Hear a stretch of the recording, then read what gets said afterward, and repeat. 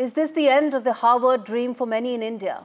Well, there are doubts amidst the Trump government's decision to end Harvard's ability to enroll international students.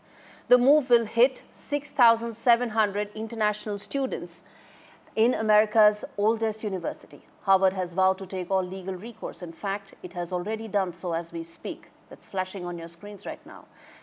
That this is a fight that is going to go all the way to the courts. But the point is, what happens to the Indian students? There are hundreds of them. What happens to their degrees? What happens to their visas? What happens to the loans that they have taken in the hope that they will get a degree and probably work towards a better future? And this, viewers, is probably when we ask that, are we now at an inflection point where Indians will reevaluate that when it comes to international education, shrinking work opportunities, tougher visa norms, and a global economy that's throwing up fewer jobs will make many reassess whether it's all worth it?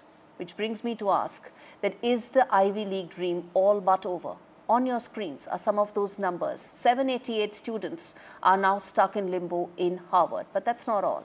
Placements have gone down, whether in Harvard or in Stanford. The number of people who are being able to get a job has actually shrunk, both in Harvard and in Stanford, whether in 2023 or in 2024. That number is actually going down, which brings many to ask that, are we reaching a point where with lesser jobs, tougher visa norms, Indians will now be forced to look at, or will have to reevaluate, are they really better off when they look to go overseas? Or is it time to then evaluate opportunities back home?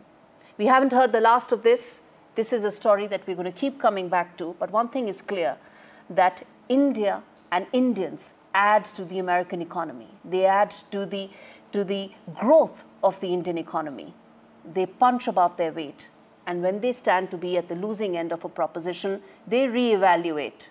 And when they do, it is the host country that's worse off.